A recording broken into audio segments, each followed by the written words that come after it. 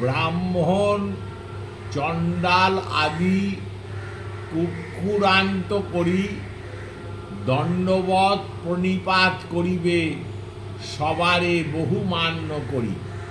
শ্রীকৃষ্ণ চৈতন্য মহাপ্রভুর বাণী।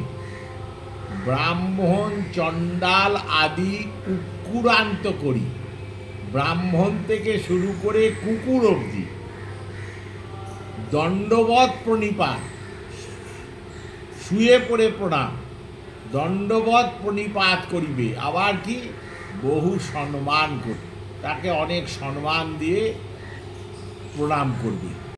মহাপ্রভুর এই বচন অনুসারে উপনয়নের পর সেই ব্রহ্মচারী কিন্তু ব্রাহ্মণ হয়ে গেল, ব্রাহ্মণ পদবাচ্য হল। ব্রাহ্মণ সর্বদা প্রণম্য। বিপ্রপাদকং পিত্বা শিরসা ধারয়াম্যহম। বিপ্রপাদক তো পান করা যায়, বিপ্রপাদক সবাই পান করতে পারেন এবং সেটা শাস্ত্রসম্মত।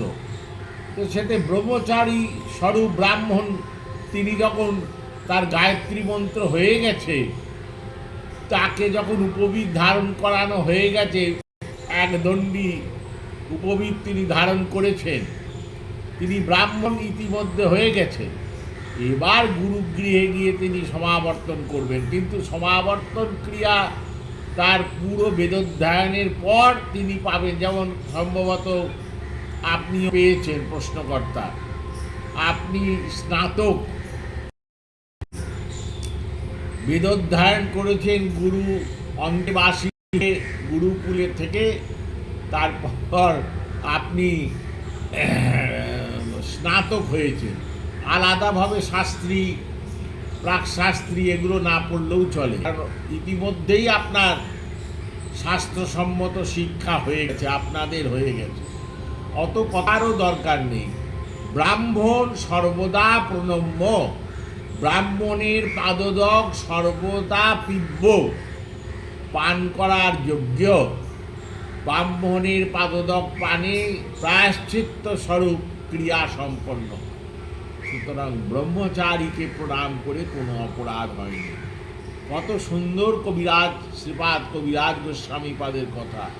ব্রাহ্মণ চণ্ডাল আদি কুক্ষুরান্ত করি দণ্ডবৎ প্রণিপাত করিবে বহুমান্য করি। এই তো বৈষ্ণব ধর্ম, সবারে প্রণতি, ইথে যার মতি নাই সে ধর্মদ্রোহী। একটি ব্রাহ্মণ সন্তান সে যদি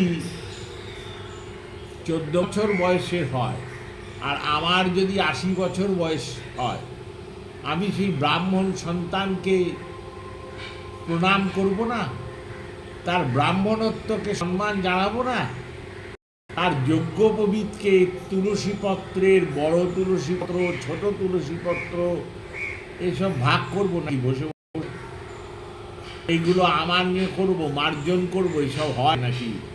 ব্রাহ্মণ মাত্রই প্রণম্য। এবং বিশেষ করে যারা বেদ পাঠ করতে যাচ্ছেন বা বেদ পাঠ করে ফেলেছেন বা বেদ পাঠ করছেন, বেদপাঠী ব্রাহ্মণ সর্বদা প্রণম্য। এটা জেনে রাখবেন, এটাই শাস্ত্রের বচন। জয় গুরু, জয় শ্রীরাম।